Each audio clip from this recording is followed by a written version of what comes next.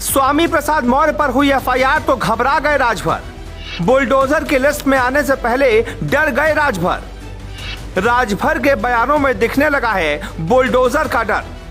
ये है ओम प्रकाश राजभर। इनका बयान था, योगी भीख मांगेंगे, योगी मठ जाएंगे, योगी को हराकर ही दम लूंगा। हालांकि बाबा की वापसी हो गई तो शपथ के पहले ही बुलडोजर की लिस्ट में नाम ना आए तो राजभर भी योगी की भक्ति में जुट गए, क्योंकि ओम प्रकाश राजभर और स्वामी प्रसाद मौर्य बीजेपी के निशाने पर हैं और कहते हैं कि योगी के निशाने पर जो आ गया वो कभी बच नहीं पाता। लखनऊ से लेकर दिल्ली तक योगी का चाहे जितना भी विरोध हो, लेकिन बाबा अगर चाह लेंगे तो बुलडोजर हर हाल में चलेगा। ओम प्रकाश राजभर का बयान आने लगा है, अखिलेश यादव बेबाक दावा कर रहे हो कि ईवीएम में धांधली हुई है, बीजेपी ने गलत तरीके से चुनाव जीता हो, लेकिन राजभर सपा गठबंधन की पोल हर रोज हर गली मोहल्ले में खोलने लगे हैं। अब राजभर इशारे ही इशारे में कहने लगे हैं कि योगी ही शक्तिमान हैं। उन्हें पहले पता था बाबा ही आएंगे।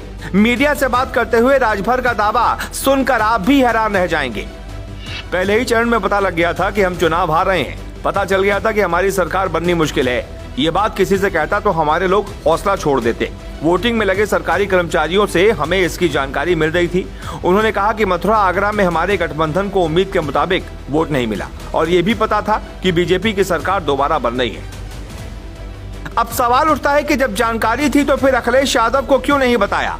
अखिलेश यादव तो ईवीएम को दोषी मान रहे थे, डीएम-एसपी पर गंभीर आरोप लगा रहे थे, चुनाव अधिकारियों की बलि चढ़ा रहे थे। राजभर का दावा था योगी भीख मांगेंगे, लेकिन चुनाव के बाद कहा उन्हें पता था आएंगे तो योगी ही। चुनाव के पहले कहा योगी मठ जाएंगे, चुनाव के बाद सुर बदले, बोला हार होगी, मुझे पहले ही पता था। योगी आदित्यनाथ को मठ भेजने वाले राजभर का चेहरा डर से सहमा है, योगी का डर दिखने लगा है। शपथ से पहले ही योगी की लिस्ट तैयार होने लगी है। लिस्ट में राजभर का नाम भी शामिल हो सकता है। योगी ने एक बार सदन में कहा था, जो माफियाओं का साथ देगा हम बुलडोजर उसके घर पर भी चलाएंगे। ओम प्रकाश राजभर ने चुनाव के दौरान मुख्तार अंसारी का भरपूर साथ दिया और हार के बाद फंस गए। योगी का बुलडोजर राजभर पर ना चले, इसके लिए वो योगी की भक्ति में बयान देकर बचना चाहते हैं। आपको याद होगा, चुनाव के दौरान योगी ने एक बार भी राजभर पर नाम लेकर निशाना नहीं साधा। ये योगी का स्टाइल है। जिनका नाम वो एक बार भी ना लें, समझ लीजिए कि वो योगी का सबसे बड़ा दुश्मन होता है। जैसे अमित शाह ने मुख्तार और अतीक का नाम बार बार लिया, लेकिन योगी नाम लेने से बचते रहे। अब योगी ने राजभर का नाम भी ज्यादा नहीं लिया तो तय है कि राजभर का नाम भी बुलडोजर लिस्ट में हो सकता है। अखिलेश के सहयोगियों में डर है कि शपथ के बाद क्या होने वाला है, क्योंकि अखिलेश यादव आजम खान को नहीं बचा पाए। योगी ने ऐसा शिकंजा कसा कि आज तक जेल में है। योगी भीख मांगेंगे वाले बयान पर बीजेपी राजभर को छोड़ देगी, ऐसी राजनीतिक स्टाइल बीजेपी की नहीं होती।